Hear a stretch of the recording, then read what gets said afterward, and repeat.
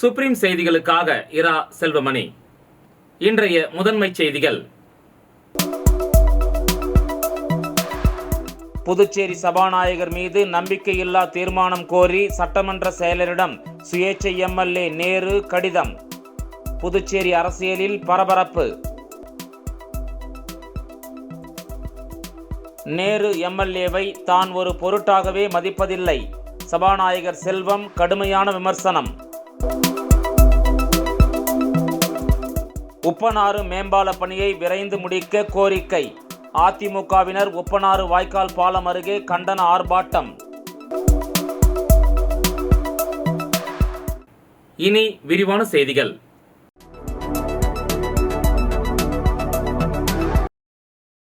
புதுச்சேரி சபாநாயகர் மீது நம்பிக்கையில்லா தீர்மானம் கோரி சட்டமன்ற செயலரிடம் சுயேட்சை எம்எல்ஏ நேரு கடிதம் அளித்துள்ளது புதுச்சேரி அரசியலில் பரபரப்பை ஏற்படுத்தியுள்ளது. புதுச்சேரி சபாநாயகர் செல்வம் மீது நம்பிக்கையில்லா தீர்மானம் கொண்டுவர வலியுறுத்தி புதுச்சேரி சட்டப்பேரவை செயலர் தயாளனிடம் உருளையன்பேட்டை சுயேட்சை எம்எல்ஏ நேரு கடிதம் கொடுத்துள்ளார். இதன் பின்னர் செய்தியாளர்களை சந்தித்த நேரு எம்எல்ஏ சட்ட விதிமுறைகளை மீறி சபாநாயகர் செல்வம் தொடர்ந்து செயல்படுகின்றார் என்றும் அனைத்து அரசு விழாக்களிலும் தன்னை அழைக்க வேண்டுமென அதிகாரிகளை மிரட்டி பங்கேற்பது சபாநாயகர் பதவியை அவமதிக்கும் செயல் என்றார். சபாநாயகர் நடுநிலையோடு செயல்படவில்லை என தொடர்ந்து எதிர்க்கட்சிகள் புகார் கூறி வரும் நிலையில் இந்த வாய்ப்பினை அவர்கள் பயன்படுத்தி கொள்ள வேண்டும் என கூறினார். சபாநாயகர் மீது அதிருப்தியில் உள்ள அனைத்து சட்டமன்ற உறுப்பினர்களும் இதனை பயன்படுத்தி அவர் மீதான நம்பிக்கையில்லா தீர்மானத்தை வெற்றி பெறச் செய்ய வேண்டும் என அழைப்பு விடுத்தார். இல்ல சார், நான் இதெல்லாம் சுட்டி காட்டி நிறைய தடவை சொல்றேன். அதை சபாநாயகரை பத்தி தான் சொல்றேன். நான் சபாநாயகர் சட்டமன்றத்திலே நான் அதிகமா சபாநாயகர் செயல்பாடு சரியில்லைன்னு தான் சொல்லிக்கிறேன். நீங்க பதில வாங்கி கொடுக்க மாட்டீங்க, சட்டமன்றத்தையே முடக்குறீங்க, எங்களுடைய உரிமை பறிமான வெளிநடப்பெல்லாம் பண்ணிக்கிறேன் நான் சார். நீங்க நான் தனியாள் மக்களால் தேர்ந்தெடுத்த உறுப்பினர், ஒரு எதிர்க்கட்சி இருக்கிறாங்க, அவங்க செயல்பாடு இதை நீங்க அவங்க கிட்ட கேட்க வேண்டிய கேள்வி இது. அதாவது நான் ஆதரவு அவங்களுக்கு கொடுக்க ரெடியாகிறேன். அதாவது இந்த மாதிரி மக்கள் பிரச்சனையை தீர்க்கறதுக்கு நான் ரெடியாகிறேன். சட்டமன்ற உறுப்பினருக்கு ஒரு சேரணுன்றத என்னுடைய கதை. ஏன்னா போன வாரம் கூட முன்னாள் சிஎம் அவர்கள் ஒரு அறிக்கை கொடுத்துக்கிறாரு. இந்த எதிர்கட்சி சார்பாக நாங்கள் நம்பிக்கையில்லா தீர்மானம் கொண்டாடுறோம். நான் என்ன, நீங்க நம்பிக்கையில்லா தீர்மானம் கொண்டாடுறீங்களோ இல்லையோ அது அப்புறம் வச்சுங்க. நீங்க சபாநாயகர் மேல இவ்வளவு அலிகேஷன் நீங்களும் தான் சொல்லிடுறீங்க. அவருக்கும் பல கட்சி சபாநாயகர் மேல அலிகேஷன் சொல்றாங்க. சட்டவிரோத நடவடிக்கைகள் அவர் ஈடுபடுறாரு, எல்லாத்தையும் அவர் தலையிடுறாருன்னு. அப்ப நான் கொடுத்த இந்த தீர்மானத்துக்கு நீங்க ஆதரவு அளிக்காட்டாலும் நீங்க கொண்டாந்தீங்கன்னா நான் ஆதரவு அளிக்க நான் தயாராகிறேன். பொது கணக்கு குழுவிலிருந்து நேரு எம்எல்ஏ நீக்கப்பட்டதால் தனிப்பட்ட காழ்ப்புணர்ச்சி காரணமாக நம்பிக்கையில்லா தீர்மானம் கோரி கடிதம் கொடுத்துள்ளார். அவரை தான் ஒரு பொருட்டாகவே மதிப்பதில்லை என்று சபாநாயகர் செல்வம் கடுமையாக விமர்சித்துள்ளார். சபாநாயகர் மீது நம்பிக்கையில்லா தீர்மானம் கொண்டுவர சுயேட்சை எம்எல்ஏ சட்டப்பேரவை செயலர் தயாளனிடம் இன்று கடிதம் அளித்தார். இதுகுறித்து செய்தியாளர்கள் கேள்விக்கு பதிலளித்த சபாநாயகர் செல்வம், பொது கணக்கு குழுவிலிருந்து நேரு எம்எல்ஏ நீக்கப்பட்டதால் தனிப்பட்ட காழ்ப்புணர்ச்சி காரணமாக நம்பிக்கையில்லா தீர்மானம் கோரி கடிதம் கொடுத்துள்ளார். அவரை நான் ஒரு பொருட்டாகவே மதிப்பதில்லை என்று சபாநாயகர் செல்வம் கடுமையாக விமர்சித்தார். சட்ட விதிகளுக்கு உட்பட்டே அரசு விழாக்கள் மற்றும் தனிப்பட்ட விழாக்களில் கலந்து கொள்வதாக தெரிவித்த சபாநாயகர் செல்வம், முதலமைச்சர் அழைப்பதாலேயேதான் அவரது அலுவலகம் செல்வதாகவும் தற்போது கூட அழைப்பு வந்தது என்றும் தனது கைபேசியை எடுத்துக்காட்டி விளக்கம் அளித்தார். மேலும் நம்பிக்கையில்லா தீர்மானம் குறித்து சட்டப்பேரவை கூடும்போது பேரவை முன் வைக்கப்பட்டு தீர்வு காணப்படும் என்று தெரிவித்த அவர், சட்ட விதிகளுக்கு உட்பட்டுத்தான் தான் நடந்து கொள்வதாகவும் தெரிவித்தார். நேரு எம்எல்ஏ மனு கொடுத்தது அவரது உரிமை என்றும் அதை அடுத்த சட்டமன்ற கூட்டத்தொடரில் விவாதத்துக்கு வைக்கப்படும் என்றார். தனக்கு எதிராக எதிர்க்கட்சிகள் ஒன்று சேரட்டம் பார்க்கலாம் என சபாநாயகர் செல்வம் சவால் விடுத்துள்ளார். முதல் முறையாக கூட்டணி கட்சியான எங்களுக்கு அந்த வாய்ப்பை முதலமைச்சர் வழங்கியிருக்காரு. அப்படி வழங்கிய காரணத்தினால் இத்தனை வருஷம் எந்த சட்டப்பேரவை தலைவர் கலந்துக்க மாட்டாங்கன்னா முதலமைச்சருக்கு போய் நம்ம கலந்து வர விட்டாங்க. விதிகளின்படி, சட்டமன்ற விதிகளின்படியும் இந்திய அரசியல் அமைப்பு சட்ட விதியின்படியும் இந்த புரோட்டோகால் என்பது நாங்கள் உருவாக்குறது இல்லை. கவர்மெண்ட் ஆஃப் இந்தியாவும் புதுச்சேரி கவர்மெண்ட் ஆஃப் 1963 இந்த ஆக்ட்லாம் உருவாக்கி யார் யாரு எந்தெந்த புரோட்டோகாலில் கலந்துக்கணும், யார் யார் எந்த நிகழ்வுல கலந்துக்கணும் விதி இருக்குது. அது வேணாலும் நான் காட்டுறேன். ஏற்கனவே பல முறை காட்டுறேன் உங்ககிட்ட, திருப்பி வேணாலும் நான் காட்ட தயாரா இருக்கிறேன். அப்ப அந்த எம்எல்ஏவோட குற்றச்சாட்டை மறுக்கிறீங்க முழுமையா? ஆமா, அதுல என்ன சந்தேகம்? அவரை சட்டமன்ற உறுப்பினர்லாம் கூப்பிடலாம். அவரே யாருக்கு வந்தாரு? ஏன் வந்தாரு? வராது இருக்கலாமா? உறுதிமொழி குழுவா இருந்தாலும் அந்த எந்த தலைவர் சொன்னாங்க அது மாதிரி? உறுதிமொழி குழு தலைவர் சொல்லியிருக்காரா அல்லது பொது கணக்கு குழு தலைவர் சொல்லியிருக்காரா? யார் சொல்லியிருக்காங்க? யார் பத்திரிகையாளர் சந்தித்து இது மாதிரி எங்களை வந்து சபாநாயகர் செயல்பட உள்ளன்னு எந்த கம்ப்ளைண்ட் சொல்லியிருக்காங்க? அதுதான் திரும்ப சொல்றேன். 2000 ஏறத்தாழ 15 ஆண்டுகள் முடிக்கப்படாமல் இருந்த கணக்குகளை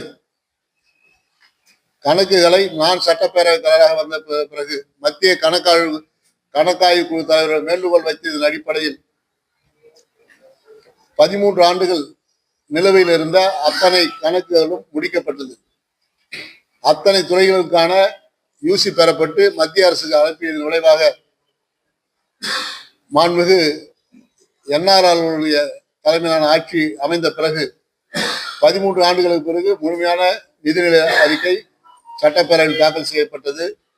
அதே போன்று சட்டமன்ற நிகழ்வுகள் எல்லாம் நீங்கள் பார்த்திருப்பீர்கள். ஏறத்தாழ ஒவ்வொரு முறையும் தினசரி அனைத்து சட்டமன்ற உறுப்பினர் கேள்விகளுக்கும் பதில்கள் வழங்கப்பட்டு இருக்கிறது. முதல் முறையாக சட்டப்பேரவை வரலாற்றில் நீண்ட நாட்கள் நடைபெற்ற சட்டப்பேரவையாகவும் இது விளங்கி கொண்டிருக்கிறது. அதே போன்று வெளிநடப்பு போன்ற பெரும்பான்மை நிகழ்வுகள் இல்லாத ஒரு சட்டப்பேரவையாகவும் இந்த சட்டப்பேரவை ஏறத்தாழ இந்த 3 ஆண்டு காலத்துல 2 தடவை அல்லது 3 தடவை என்ற நிகழ்வு மட்டுமே வெளிநடப்பு என்ற பெயரில் அத்தனை சட்டமன்றங்களுக்கும் சரியான விதத்தில் வாய்ப்பு வழங்கப்பட்டு சரியான சட்டமன்றமாக செயல்பட்டு கொண்டிருக்கிறது. நான் சட்டமன்ற தலைவராக இருக்கின்ற காரணத்தால் நடக்கிறது என்பது என்னுடைய திலகாத்திரமான நம்பிக்கையாக.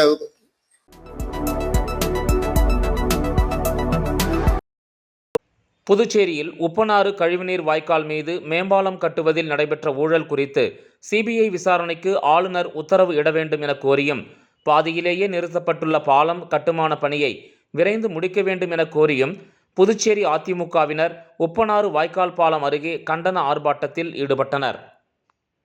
புதுச்சேரி வாய்க்கால் கட்டுமான பணியில் நடைபெற்ற ஊழல் மீது சிபிஐ விசாரணைக்கு துணைநிலை ஆளுநர் அவர்கள் உத்தரவிடக் கோரியும், பொதுமக்கள் நலன் கருதி மேம்பால கட்டுமான பணியை விரைந்து முடிக்க ஆளும் அரசை வலியுறுத்தி புதுச்சேரி அதிமுக சார்பில் ஆட்டுப்பட்டி உப்பனாறு கழிவுநீர் கால்வாய் அருகில் மாபெரும் கண்டன ஆர்ப்பாட்டம் நடைபெற்றது. மாநில செயலாளர் அன்பழகன் தலைமையில் நடைபெற்ற இந்த ஆர்ப்பாட்டத்தில் சுமார் 300க்கும் மேற்பட்ட அதிமுகவினர் கலந்து கொண்டனர். அப்போது 27 கோடி ரூபாய் செலவில் ஆரம்பிக்கப்பட்ட இந்த பாலம் ஏறத்தாழ 95 கோடி ரூபாய் அளவிற்கு கொண்டு செல்லப்பட்டுள்ளது. இதில் ரூபாய் 68 கோடி ரூபாய் அளவிற்கு அவ்வப்போது இந்த பாலத்தை டெண்டர் எடுத்தவர்களுக்கு இழப்பீட்டுத் தொகையாக வழங்கப்பட்டுள்ளது. இது ஒரு விஞ்ஞான ரீதியான ஊழல் என்றும், இந்த பாலம் கட்டுமான பணியில் அரசை எதிர்த்து ஆர்பிட்ரேஷனுக்கு சென்று இழப்பீட்டுத் தொகை கேட்ட தமிழகத்தைச் சேர்ந்த KS என்ற நிறுவனத்திற்கு மறுபடியும் இந்த பாலத்தை கட்டுவதற்கான ஒப்பந்தத்தை அரசு அளிக்க முன்வந்துள்ளது. இதுபோன்ற ஒரு அயோக்கியத்தனமான செயல் எந்த மாநிலத்திலும் நடக்காது என கூறியும், பாதியிலேயே நிறுத்தப்பட்டுள்ள பாலத்தை விரைந்து முடிக்கவும், இதன் கட்டுமான பணியில் நடைபெற்ற ஊழலின் மீது துணைநிலை ஆளுநர் அவர்கள் சிபிஐ விசாரணைக்கு உத்தரவிட வேண்டும் என வலியுறுத்தியும் கோஷங்களை எழுப்பினர். சிபிஐ விசாரணைக்கு விடு, சிபிஐ விசாரணைக்கு விடு, சிபிஐ விசாரணைக்கு விடு, சிபிஐ விசாரணைக்கு விடு. கண்டிக்கிறோம். கடந்த கால காங்கிரஸ் ஆட்சியில் நடைபெற்ற மேம்பால ஊழல் மீது உரிய நடவடிக்கை எடுக்காத பாஜக என்ஆர் காங்கிரஸ் கூட்டணி அரசை கண்டிக்கிறோம். இதில் தவறு செய்தவர்கள் எத்தகைய அதிகாரிகளாக இருந்தாலும் அரசியல்வாதிகளாக இருந்தாலும் அவர்களின் சொத்துக்களை அமலாக்கத்துறை முடக்கம் செய்ய வேண்டும் என்றும், இந்த போராட்டம் இத்துடன் ஓயாது எனவும் அரசுக்கு அன்பழகன் எச்சரிக்கை விடுத்தார். அப்ப நீங்க எல்லாமே இவ்வளவு பேர் இருக்கிறீங்க, பல அதிகாரிகள் இருக்கிறீங்க. அப்ப யார் இழப்பீட்டு தொகைக்கு பொறுப்பேற்க போறது? அதனாலதான் நாங்க துணைநிலை ஆளுநர் இந்த பிரச்சனையில சிபிஐ விசாரணைக்கு உத்தரவிட வேண்டும். நடைபெற்ற இந்த கழிவுநீர் வாய்க்கால் மேம்பால கட்டுமான பணியினுடைய காலதாமத்திற்கும் இந்த காலதாமத்தை பயன்படுத்தி 70 கோடி ரூபாய் அளவில் முறைகேடும் ஊழலும் செய்திருக்கக்கூடிய இந்த பிரச்சனையில துணைநிலை ஆளுநர் அவர்கள் இந்த அரசின் அத்தனை முறைகேட்டுக்கும் வெறும் பார்வையாளராக இல்லாமல் சிபிஐ விசாரணைக்கு உத்தரவிட வேண்டும் சொல்லி கேட்டுக்கிறோம். இந்த பாலத்தை வந்து இந்த கட்டுமான பணியை விரைந்து முடிக்கணும்னு சொல்லிட்டு அதிமுக சார்பில் கேட்டுக்கிறோம். மத்திய உள்துறை அமைச்சர் அமித்ஷாவை கண்டித்து புதுச்சேரி விடுதலை சிறுத்தைகள் கட்சியின் சார்பில் சாலை மறியல் போராட்டம் நடைபெற்றது. புரட்சியாளர் அம்பேத்கரை இழிவுபடுத்தியதாக கூறி மத்திய உள்துறை அமைச்சர் அமித்ஷாவை கண்டித்து பதவி விலக வலியுறுத்தியும் விடுதலை சிறுத்தைகள் கட்சியின் வழக்கறிஞர் அணி சார்பில் வழக்கறிஞர் கார்த்திகேயன் தலைமையில் புதுச்சேரி நீதிமன்றம் எதிரில் சாலை மறியல் போராட்டம் நடைபெற்றது. இதில் வழக்கறிஞர்கள் ராஜ்குமார், கிருஷ்ணமூர்த்தி, சரவணன், தயாநிதி, பழனிசாமி, செல்வம், கிருத்திகா உள்ளிட்ட 50க்கும் மேற்பட்ட வழக்கறிஞர்கள் கலந்து கொண்டனர்.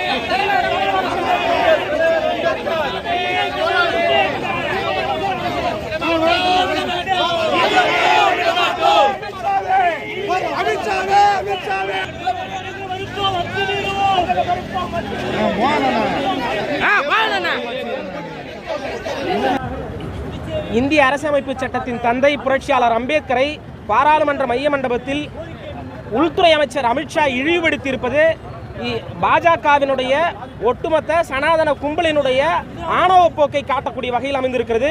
இதற்கு எதிராக தேசம் தழுவிய அளவில் தலித் மக்கள் போராட்டத்தில் இறங்கியிருக்கிறார்கள். இன்றைக்கு ஜனநாயக சக்திகளை ஒருங்கிணைத்து தமிழ்நாடு முழுமைக்கும் விடுதலை சிறுத்தைகள் அமித்ஷா பதவி விலக வேண்டும், அமித்ஷாவினுடைய போக்கு, RSS போக்கு இந்திய தேசத்திற்கு ஆபத்தாக அமைந்திருக்கிறது, குறிப்பாக அரசமைப்பு சட்டத்திற்கு ஆபத்தாக இருந்திருக்கிறது. இதை கண்டித்து புதுச்சேரியில் இன்றைக்கு சாலை மறியல் போராட்டத்தில் ஈடுபட்டுக் கொண்டிருக்கிறோம். நேற்றைய முன்தினம் பாராளுமன்றம் நடந்து கொண்டிருக்கிற போது எதிர்க்கட்சிகள் எல்லாம் அம்பேத்கரின் பெயரை சொல்லி முழக்கமிட்டுக் கொண்டிருந்தார்கள்.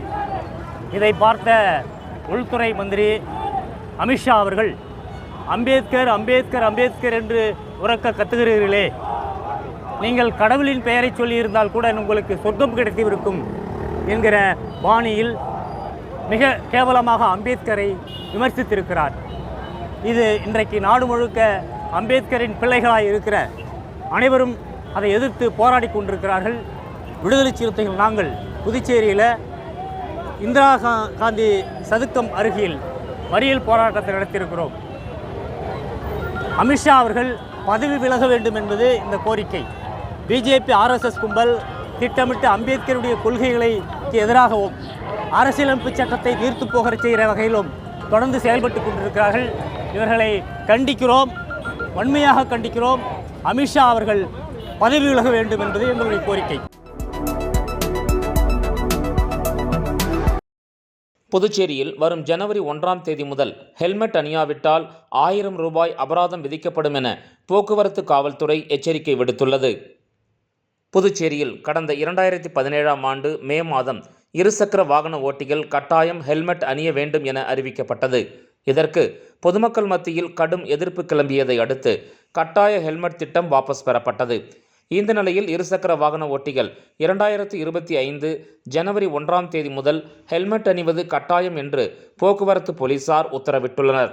இது தொடர்பாக போக்குவரத்து காவல்துறை முதுநிலை காவல் கண்காணிப்பாளர் பிரவீன்குமார் திரிபாதி சுற்றறிக்கை ஒன்றை வெளியிட்டுள்ளார். புதுச்சேரியில் மக்களுக்கு பாதுகாப்பு, சாலை விபத்துகளில் ஏற்படும் இறப்புகளை குறைக்கும் வகையில் போக்குவரத்து காவல்துறை 0 உயிரிழப்பு திட்டத்தின் கீழ் வரும் ஜனவரி 1ஆம் தேதி முதல் ஹெல்மெட் பயன்பாட்டை கட்டாயமாக்குவதை தொடங்க உள்ளது என தெரிவிக்கப்பட்டுள்ளது.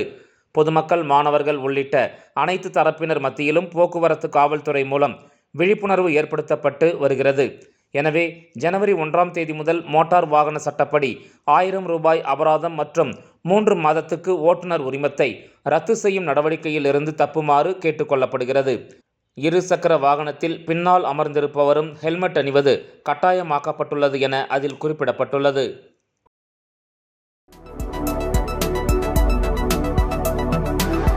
தேங்காய்திட்டு பகுதியில் அதிமுக மாநில பொருளாளர் ரவி பாண்டுரங்கன் தலைமையில் 2025ஆம் ஆண்டு நாட்காட்டி வழங்கப்பட்டது. தொடர்ந்து தொகுதி முழுவதும் மக்களுக்கு நாட்காட்டி வழங்கப்பட உள்ளது. புதுச்சேரி அதிமுக மாநில பொருளாளர் ரவி பாண்டுரங்கன் தலைமையில் 2025ஆம் ஆண்டு புதுவருட பிறப்புக்கான நாட்காட்டியை அரியாங்குப்பம் சட்டமன்ற தொகுதிக்கு உட்பட்ட தேங்காய்த்திட்டு பகுதியில் அமைந்துள்ள முத்துமாரியம்மன் கோயிலில் சிறப்பு பூஜைகளுடன் சாமி தரிசனம் செய்து நாட்காட்டி வழங்கும் நிகழ்ச்சியை துவக்கி வைத்து பொதுமக்களுக்கு வழங்கப்பட்டது. இந்த நிகழ்ச்சியை தொகுதி செயலாளர் ராஜா ஏற்பாட்டில் வார்டு செயலாளர் ரமேஷ் முன்னிலையில் நடந்தது. மேலும் தொகுதி பொருளாளர் மஞ்சினி, தொகுதி அவைத்தலைவர் ராஜேந்திரன், தொகுதி துணை செயலாளர் சிவா, மாநில இலக்கிய அணி தட்சிணாமூர்த்தி, வார்டு செயலாளர் பாலு, ரங்கநாதன், ஜெயக்குமார் மற்றும் மூத்த நிர்வாகிகள் செல்வகுமார், நடராஜன், ராமலிங்கம், முருகன், கணேசன், வீரப்பன், சிவபிரகாசம் மற்றும் அமைப்பு பிரதிநிதி சிவபாரதி, இளைஞரணி விஸ்வா, சிம்பு, பரத் உள்ளிட்ட அனைவரும் உடனிருந்து இந்த நிகழ்ச்சியை சிறப்பித்தனர்.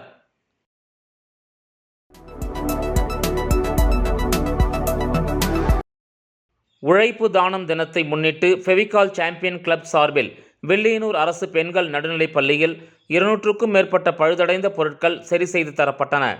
ஃபெவிகால் சாம்பியன் கிளப் சார்பில் 15ஆம் ஆண்டு உழைப்பு தானம் தினம் கடைபிடிக்கப்பட்டது. இதனையொட்டி புதுச்சேரி வில்லியனூர் அரசு பெண்கள் நடுநிலைப் பள்ளி மற்றும் அரசு ஆண்கள் ஆரம்ப பள்ளியில் உள்ள 200க்கும் மேற்பட்ட பழுதடைந்த நாற்காலிகள், டேபிள்கள், கதவுகள் உட்பட பல்வேறு பொருட்கள் நிறுவனத்தின் மேலாளர்கள் பாலாஜி, முனியப்பன் தலைமையில் சரி செய்து தரப்பட்டன. இந்த நிகழ்ச்சியில் தலைமை ஆசிரியர் செல்வம், ஃபெவிகால் சாம்பியன் கிளப் தலைவர்கள் ஆனந்தன், சிவகுருநாதன் மற்றும் நிர்வாகிகள் ரவி, சண்முகம், சரவணன், ஞானவேல், நடராஜன், செல்வம், வேலுச்சாமி, சுந்தர் ஆகியோர் தலைமையில் 60க்கும் மேற்பட்ட கட்சி தொழிலாளர்கள் இப்பணியை மேற்கொண்டனர். இந்த நிகழ்ச்சியின் நிறைவாக ஊழியர் இனியவன் நன்றி உரை கூறினார்.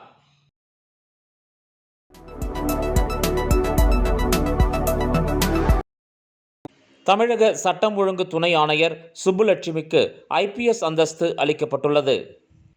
கடலூர் மாவட்டம் கடலூர் நகரம் வில்வநகர் பகுதியைச் சேர்ந்த சுப்புலட்சுமி 2001ஆம் ஆண்டு தமிழ்நாடு குடிமைப்பணி தேர்வில் DSP-ஆக வேதாரண்யத்தில் பணியில் சேர்ந்தார்.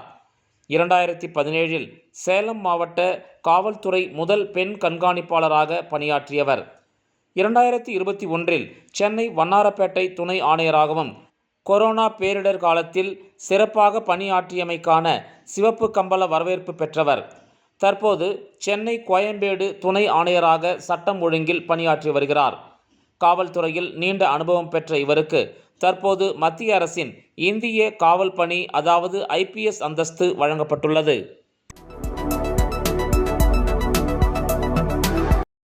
காரைக்காலில் மழையால் பாதிக்கப்பட்ட பயிர்களுக்கான இன்சூரன்ஸ் தொகையை வழங்க வேண்டும் என விவசாயிகள் கோரிக்கை விடுத்துள்ளனர். காரைக்கால் மாவட்டத்தில் கடந்த 10 நாட்களுக்கு முன்பு பெய்த தொடர் கனமழையால் காரைக்கால் மாவட்டத்தில் உள்ள விளை நிலங்களில் மழைநீர் தேங்கி பயிர்கள் சேதமடைந்தது. இந்த நிலையில் பாதிக்கப்பட்ட பயிர்களுக்கு இழப்பீட்டுத் தொகையாக மாநில அரசு ஹெக்டேருக்கு 30,000 ரூபாய் வழங்குவதாக அறிவித்துள்ளது. கனமழையின் காரணமாக நீரில் மூழ்கிய விளை நிலங்களில் இதுவரை தண்ணீர் வடியாததால் முற்றிலுமாக அழுகி சேதமடைந்துள்ளதாகவும், எனவே விவசாயிகளுக்கான காப்பீட்டுத் தொகையை உடனடியாக வழங்க வேண்டும் எனவும் விவசாயத்துறையினர் மற்றும் புள்ளியியல் துறையினர் பாதிப்பு உள்ளபோது பயிர்களை பார்த்து உரிய மதிப்பீடு செய்ய வேண்டும் என அரசுக்கு விவசாயிகள் கோரிக்கை விடுத்துள்ளனர். இந்த ஆண்டு மழையினால் பயிர்கள் பெருமளவில் பாதிக்கப்பட்டுள்ளதாகவும், காப்பீட்டுத் தொகை வழங்காவிட்டால் விவசாயிகளின் நிலை கேள்விக்குறியாகும் எனவும் அவர்கள் வேதனை தெரிவித்தனர். இந்த ஆண்டு எங்களுக்கு கிடைக்கணும். இவங்க என்ன செய்யறாங்க, இப்போதைக்கு எங்களுக்கு இன்னும் தண்ணியை வடிஞ்சா போடல. 1-2 பயிர் போய் எல்லாம் போயிட்டு திரும்ப கடனை வாங்கி போட்டு எல்லாமே நாங்கள் விவசாயம் பண்ணியிருக்கோம். அதுலேயே பார்த்தீங்கன்னா இன்னைக்கு இதே நிலைமை நீடிச்சுட்டு தான் இருக்கு. எங்களுக்கு உடனே அவங்க சென்சஸ் எடுக்கிற புள்ளியியல் துறையில வராங்க போறாங்கன்னு சொன்னாங்க. அதுக்கான ஆட்களே இங்கே இல்லை. அவங்க இன்னைக்கு எடுக்க போறாங்க என்னன்னு தெரியல. அடுத்து நாங்க 1-2 இருக்கக்கூடிய பயிரெல்லாம் வச்சு நாங்க ஒரு ஆண்டுக்கான இதுக்காக நாங்க கடனை வாங்கி போட்டு ஏதாவது வந்த வரைக்கும் ஆதாயம்னு சொல்லிட்டு இருந்துட்டு இருக்கோம். அப்பயும் இல்லாம எல்லாமே போயிட்டு நாங்க எங்களுக்கு இந்த ஆண்டு இன்சூரன்ஸ் காரைக்கால் மாவட்டத்தில் இருக்கக்கூடிய சம்பா பருவத்துக்கு ஆனது கொடுத்தே ஆகணுங்க. அதே போல குறவைக்கு எங்களுக்கு கொடுக்கல, அதே போல பருத்தியும் கொடுக்கல. இதெல்லாம் உடனடியாக பக்கத்து அண்டை மாதத்துல உடனே கொடுத்துடுறாங்க. எங்களுக்கு இந்த 10 வருஷம் அன்றைய ஆண்டுக்கு என்ன பாதிப்பு என்ன இருக்கோ அதை மட்டும் தான் கணக்கில் எடுத்துக்கணும்.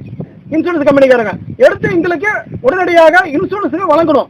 இப்ப இந்த நிலைமையில என்ன இருக்குன்னு பார்வையிடாம இவங்க நாங்க அறுவடை செஞ்ச பிறகு வருவாங்க. அதெல்லாம் பார்த்துட்டு ஒரு ஆண்டுக்கு பிறகுதான் அந்த புள்ளியார் துறை, வேளாண் துறை ஒவ்வொரு துறையா கணக்குல காட்டிட்டு எங்களை விவசாயிகளை தவிக்க விட்டுட்டு இருக்காங்க ஒரு 4 வருஷமா. இப்படிதான் போது எங்களுக்கு இன்சூரன்ஸ் கிடைக்காம காரைக்கால் விவசாயிகளுக்கு. இதனால உடனடியாக இருக்கக்கூடிய மத்திய மாநில அரசுல இருக்கக்கூடிய வேளாண் சம்பந்தப்பட்ட துறைகளை இருக்கக்கூடிய இன்சூரன்ஸ் எல்லாம் விவசாயிகளை ஒருங்கிணைத்து உடனடியாக இதை பார்வையிட்டு இப்ப இந்த நிலைமையில என்ன இருக்கோ இந்த நிலைமையில பார்வையிட்டு எங்களுக்கு உடனே நிவாரணங்களா எங்களுக்கு இன்சூரன்ஸ் எங்களுக்கு உடனே வழங்கணுங்க. புதுச்சேரியில் 7 பேரிடம் 5 லட்சம் ரூபாயை மோசடி செய்த கும்பலை சைபர் கிரைம் போலீசார் தேடி வருகின்றனர். புதுச்சேரி ரெட்டியார்பாளையத்தைச் சேர்ந்தவர் ராஜசேகர். இவரை டெலிகிராம் மூலம் தொடர்பு கொண்ட நபர் வீட்டில் இருந்தபடியே ஆன்லைன் வழியாக அதிகம் சம்பாதிக்கலாம் என கூறினார். அதனை நம்பி அவர் மர்ம நபர் அனுப்பிய லிங்க் மூலம் 1.93 லட்சம் ரூபாய் முதலீடு செய்து ஏமாந்துள்ளார். அதேபோல் சுப்பையா நகரைச் சேர்ந்த மீனாட்சி என்பவரை தொடர்பு கொண்ட நபர் பங்குச்சந்தையில் முதலீடு செய்தால் அதிக லாபம் சம்பாதிக்கலாம் என கூறினார். அதனை நம்பி அவர் தனது வங்கிக் கணக்கிலிருந்து 1.05 லட்சம் ரூபாயை அனுப்பி ஏமாந்துள்ளார். சாரம் பகுதியைச் சேர்ந்தவர் ஸ்ரீகாந்த். இவரை டெலிகிராம் மூலம் தொடர்பு கொண்ட நபர் கோல்டு மைனிங் செய்து லாபம் சம்பாதிக்கலாம் என கூறினார். அந்த ஆசையில் அவர் 60,000 ரூபாயை அனுப்பி ஏமாந்துள்ளார். துத்திப்பட்டு பகுதியைச் சேர்ந்த குணசேகரன் 40,000 ரூபாய், காரைக்கால் விக்னேஷ் 20,000 ரூபாய், புதுச்சேரியைச் சேர்ந்த அருண்குமார் 32,000 ரூபாய், சண்முகாபுரத்தைச் சேர்ந்த அனுஷா 50,000 ரூபாய் அனுப்பி ஏமாந்துள்ளனர். இது குறித்த புகார்களின் பேரில் சைபர் கிரைம் போலீசார் வழக்கு பதிந்து மோசடி கும்பலை தேடி வருகின்றனர்.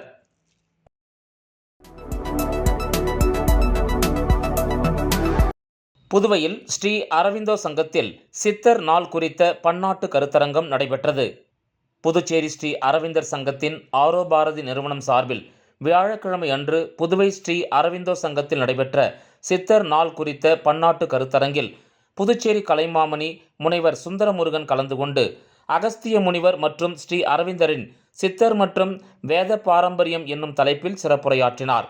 இவ்விழாவில் புதுச்சேரி அரவிந்தர் சங்கத்தைச் சார்ந்த நிர்வாகிகள் மற்றும் ஆரோக்கிய அமைப்பின் செயலர் கிஷோர்குமார் திரிபாதி அவர்கள், புதுவை பல்கலைக்கழக துணைவேந்தர், தணிகை அரசு மற்றும் புதுச்சேரி கலை பண்பாட்டுத்துறை இயக்குனர் கலிய பெருமாள் ஆகியோர் கலந்து கொண்டு அகஸ்திய முனிவர் என்னும் சித்தர் குறித்து உரையாற்றினர். விழாவில் கல்லூரி மாணவர்கள், சாதகர்கள், அரவிந்த சங்கத்தைச் சார்ந்த உறுப்பினர்கள் கலந்து கொண்டனர். நிகழ்ச்சியில் சிறப்புரையாற்றியவர்களுக்கும் உரையாற்றியவர்களுக்கும் அரவிந்தர் சங்கத்தின் நிர்வாகிகள் சான்றிதழ்களை வழங்கினர். மீண்டும் முதன்மை செய்திகள். புதுச்சேரி சபாநாயகர் மீது நம்பிக்கையில்லா தீர்மானம் கோரி சட்டமன்ற செயலரிடம் சுயேட்சை எம்எல்ஏ நேரு கடிதம். புதுச்சேரி அரசியலில் பரபரப்பு. நேரு எம்எல்ஏவை தான் ஒரு பொருட்டாகவே மதிப்பதில்லை. சபாநாயகர் செல்வம் கடுமையான விமர்சனம். உப்பனாறு மேம்பால பணியை விரைந்து முடிக்க கோரிக்கை. அதிமுகவினர் உப்பனாறு வாய்க்கால் பாலம் அருகே கண்டன ஆர்ப்பாட்டம். இந்த செய்தி அறிக்கை இத்துடன் நிறைவு பெறுகிறது. வணக்கம்.